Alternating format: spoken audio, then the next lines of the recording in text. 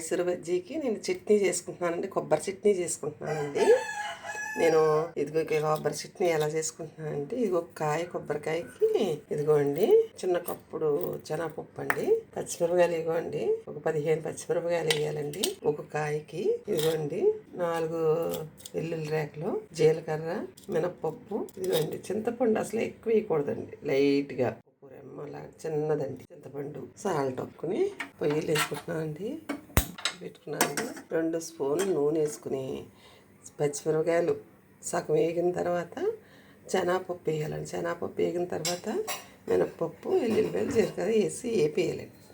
ఇది కూర తీసేసుకునండి, కొబ్బరికాయ మిక్సీ పట్టేసుకోవాలండి. ఇంకా మీకు వేపేసిన తర్వాత వేపింది తెలుసు కదండి, మీరు వేపుకుంటారు కదా, అలాగండి. ఇదిగోండి పచ్చిమిరపకాయలు సగం వేగాక శనగపప్పు వేసాను, శనగపప్పు కూడా వేగింది. ఇప్పుడు నేను వెల్లుల్లిపాయలు, మినప్పప్పు, జీలకర్ర, చింతపండు 3 వేసుకున్నానండి. ఇవి కూడా కొంచెం వేగిన తర్వాత చల్లారిన తర్వాత కొబ్బరి కూర ఇది మిక్సీ పట్టేసుకుంటే ఇదిగోండి చట్నీ రెడీ అయ్యింది. ఇంకా మైసూర్ బజ్జీ రెడీ, ముందు చట్నీ రెడీ చేసి పెట్టుకున్నానండి. నేను మళ్ళీ మైసూర్ బజ్జీ రెడీ చేస్తానండి, ఇప్పుడు చూపిస్తాను మీకు. లైక్ చేయండి, సబ్స్క్రైబ్ చేయండి, షేర్ చేయండి, థ్యాంక్ యూ అండి. ఇదిగోండి నేను మైసూర్ బజ్జీ వేస్తున్నాను, ఎలా వేస్తున్నానో చెప్తున్నానండి. ఈ కప్పు ఉంది కదండి, కప్పుతోటి 2 కప్పులు నేను మైదా తీసుకున్నాను, 1 కప్పు పెరుగు వేస్తున్నానండి.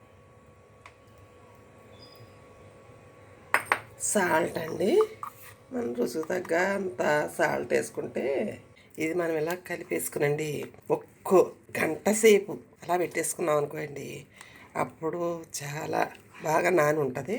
అప్పుడు కూడా ఇలాగ 5 నిమిషాల్లా కలపండి, మీకు చూపెడతానండి అప్పుడు వేసేటప్పుడు. ఇదిగోండి ఈ ప్రకారంగా రావాలని పోస్తున్నానండి. నూనె కాగిత ఇదిగోండి మైసూర్ బజ్జీ వేస్తున్నాను, నూనె కాగిందండి.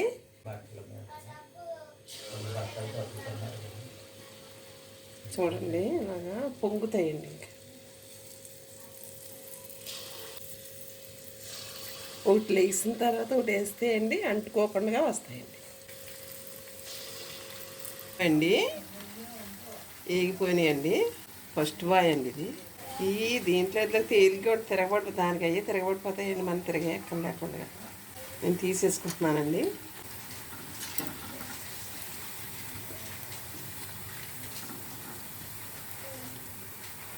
ఇగోండి మైసూర్ బజ్జీ రెడీ అయిపోయింది. టిఫిన్ పొద్దుటే వేసుకున్నా బాగుంటాయి, నైట్ వేసుకున్నా బాగుంటాయండి. మీరు ఇదిగోండి చాలా స్మూత్గా ఉంటాయండి.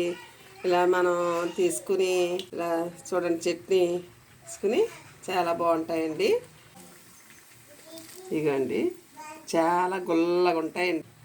మీకు నచ్చినట్టు అవుతాయి, షేర్ చేయండి, లైక్ చేయండి, సబ్స్క్రైబ్ చేయండి. థ్యాంక్ యూ అండి.